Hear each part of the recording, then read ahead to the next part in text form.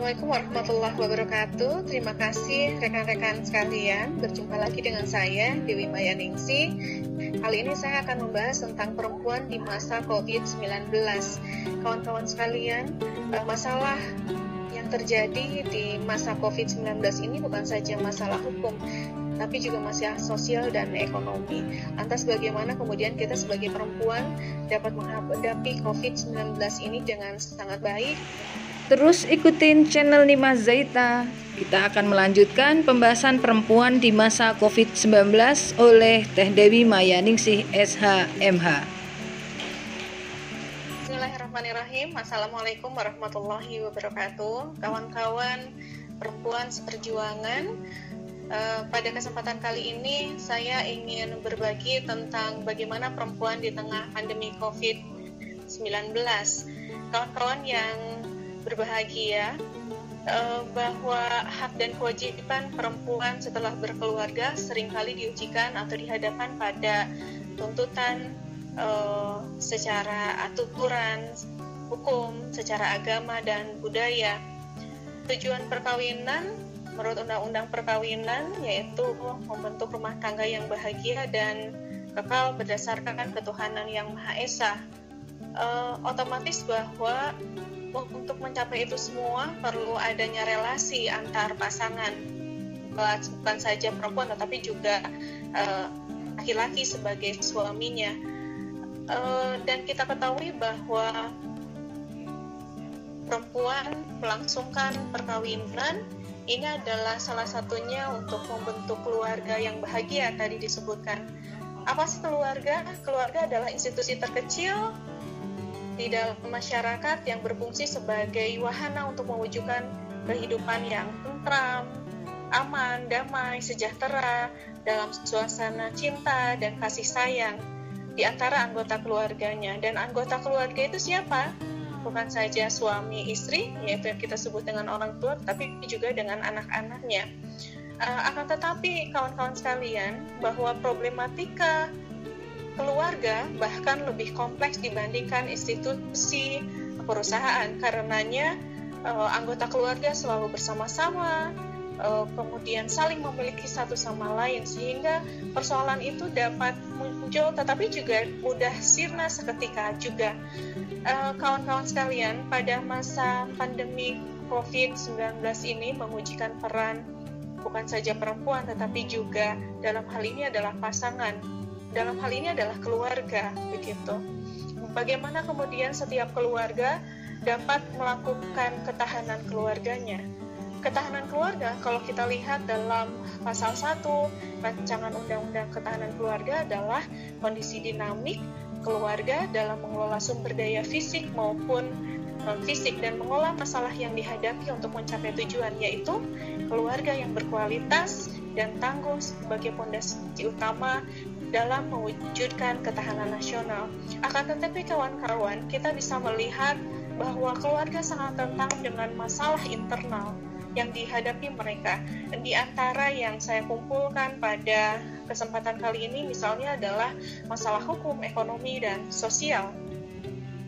Masalah hukum yang dihadapi pada era pandemi COVID-19 diantaranya adalah adanya kemungkinan terjadinya kekerasan dalam rumah tangga.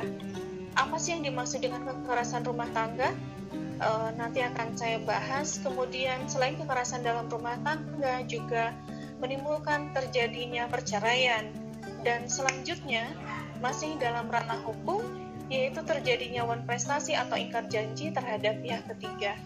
Masalah yang selanjutnya selain masalah hukum yaitu masalah sosial dan ekonomi. Kawan-kawan sekalian, beban ganda perempuan di saat work from home atau school from home, dan kemudian banyaknya PHK atau dirumahkan. Selanjutnya juga masalah stigma masyarakat yang masih beredar di masyarakat terkait adanya para medis yang atau orang-orang yang berada di garda terdepan, serta kemudian yang terpapar atau pasien yang terpapar COVID-19, dan kemudian juga di saat maraknya juga, bukan marak ya, maksudnya adalah bahwa adanya kebijakan pemerintah untuk membebaskan para warga binaan. Baik kawan-kawan sekalian, coba kita lihat terkait dengan kekerasan dalam rumah tangga. Semoga ini tidak terjadi pada keluarga kita semua. Kawan-kawan sekalian, bahwa kekerasan dalam rumah tangga adalah setiap perbuatan terhadap seseorang, terutama perempuan, yang berakibat timbulnya kesengsaraan atau penderitaan secara fisik, seksual, psikologis, dan atau penelantaran rumah tangga, termasuk ancaman untuk melakukan perbuatan, pemaksaan, atau perampasan kemerdekaan secara melawan hukum dalam lingkup rumah tangga. Hal tersebut diatur dalam pasal 1 Undang-Undang Nomor 23 Tahun 2004 tentang penghapusan kekerasan dalam rumah tangga. Jadi kalau kita simpulkan sesuai dengan ketentuan pasal 5 Undang-Undang PKDRT, setidaknya ada 4 jenis KDRT itu sendiri, yaitu kekerasan fisik, kekerasan psikis, kekerasan seksual, dan penelantaran rumah tangga, atau yang bisa kita sebut adalah sebagai kekerasan ekonomi. Nah, kawan-kawan, bahwa banyak beberapa tulisan yang menyebutkan di masa pandemi COVID-19 ini terjadi situasi yang berbahaya, dan sama bahayanya dengan adanya COVID itu sendiri. Situasi yang lain yaitu situasi kekerasan pasangan atau intimate partner violence. Nah, kawan-kawan sekalian, kekerasan terhadap pasangan atau kekerasan dalam rumah tangga bukan saja terhadap pasangan, tetapi juga terhadap anak atau terhadap pekerja kita yang berada di rumah, begitu. Dan yang paling memungkinkan adalah di masa COVID-19 ini, ketika setiap orang, semua anggota keluarga berada bersama-sama dalam satu waktu yang cukup lama di rumah, sehingga mereka kemudian tidak bisa menahan aspek-aspek yang mempengaruhi misalnya ekonomi, begitu ya, sehingga kemudian menimbulkan adanya kekerasan fisik, psikis, seksual ataupun ekonomi. Salah satunya misalnya adalah kekerasan ekonomi. Pasal 9 menyebutkan bahwa menelantarkan orang dalam lingkup rumah tangga padahal menurut hukum yang berlaku baginya, atau karena persetujuan atau perjanjian ia wajib memberikan kehidupan, perawatan, atau pemeliharaan kepada orang tersebut, dan itu ancaman hukumannya adalah 3 tahun atau denda paling banyak 15 juta. Kawan-kawan menanggapi aturan seperti ini rasanya tidak perlu rigid. Artinya bahwa kawan-kawan, pada masa pandemi COVID-19 ini kita mengetahui, kita sangat paham sekali bahwa kita bersama-sama dalam situasi yang sangat tidak biasa. Lantas kemudian situasi yang sangat darurat, begitu. Bukan saja di Indonesia, sebenarnya di seluruh dunia juga menghadapi hal yang sama. Sehingga bagaimana kemudian setiap pasangan, setiap anggota keluarga yang berada di rumah, dia bisa menahan dirinya untuk tidak melakukan kekerasan tersebut, baik fisik, psikis, seksual, ataupun ekonomi. Nauzubillah min dzalik. Nah, hal-hal tersebut perlu kita hindari dengan cara bahwa kita bersama-sama sadar, berkomunikasi, begitu ya, antar anggota keluarga yang lain, orang tua terhadap anak, anak terhadap orang tua, lantas suami terhadap istri, istri terhadap suami. Bagaimana menekan rasa stres mungkin karena akibat ekonomi, akibat dari sosial, lingkungan, masyarakat pada masa pandemi COVID-19 ini, sehingga kemudian kekerasan dalam rumah tangga ini bisa kita hindari. Selanjutnya, masalah yang kedua adalah terkait dengan perceraian. Kawan-kawan sekalian, maraknya PHK misalnya, atau dirumahkan beberapa perusahaan, mengakibatkan salah satu pihak tidak dapat menjalankan kewajibannya, sehingga dimungkinkan terjadinya adanya kewajiban yang tidak terpenuhi oleh salah satu pihak, dan menimbulkan pihak lain tidak ridho untuk menerima kondisi seperti tersebut, sehingga kemudian salah satu pihak akhirnya kemudian mengajukan gugatan ke pengadilan. Untuk kita ketahui bahwa ada salah satu alasan perceraian misalnya di pasal 19 PP nomor 9 tahun 75 1975, yaitu bahwa antara suami dan istri terus terjadi perselisihan dan pertengkaran dan tidak ada harapan akan hidup rukun kembali dalam rumah tangga. Hal ini diakibatkan salah satunya misalnya dalam masalah ekonomi. Hal tersebut mudah-mudahan bisa kita hindari juga, bahwa perceraian meskipun kemudian diperbolehkan, tetapi itu adalah perbuatan yang sangat dibenci oleh Allah Subhanahu wa Ta'ala. Dan kemudian juga bahwa kita akan sangat mengetahui, akan sangat sadar bahwa akibat dari perceraian bukan saja berakibat pada kedua belah pihak, baik suami atau istri, tetapi juga yang paling penting adalah pada anak atau psikologi dari anak. Selanjutnya adalah masalah selanjutnya, yaitu kontestasi atau ingkar janji. Kawan-kawan sekalian, bukan saja misalnya perempuan sebagai pengusaha atau wirausaha, tetapi juga misalnya adalah pasangan kita juga adalah berwirausaha. Pada masa pandemi COVID-19 ini mungkin terdapat omset yang kurang begitu ya, atau bahkan mungkin tidak ada sama sekali.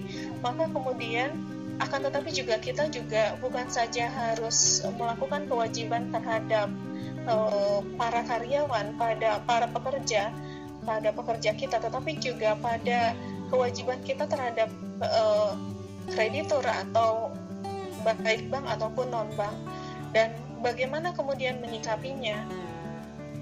Kita ketahui bahwa pandemi COVID-19 di Indonesia tidak dikategorikan sebagai kejadian alam, kejadian luar biasa, force majeure atau overmacht, sehingga kemudian apa yang bisa kita lakukan adalah dengan melakukan, jika kita tidak bisa membayar cicilan, maka kemudian atau tidak bisa memenuhi prestasi kreditnya, maka kemudian hal yang bisa kita lakukan adalah melakukan negosiasi reschedule terhadap utang atau kredit yang seharusnya kita bayarkan pada jatuh tempo.